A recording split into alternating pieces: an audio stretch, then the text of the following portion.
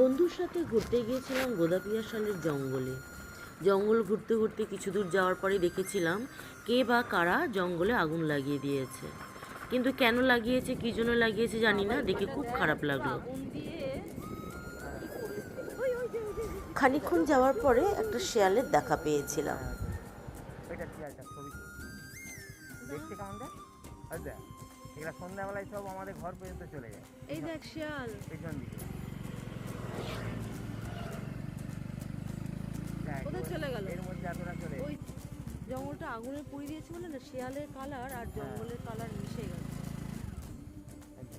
ওই যে গাছের এই দাঁড়া, একটু দাঁড়িয়ে যাই, জুম করে দেখি। দূর কোথায় দেখতে পাচ্ছেন? হ্যাঁ এই যে দাঁড়া। ও ওই ওই দেখ চললো।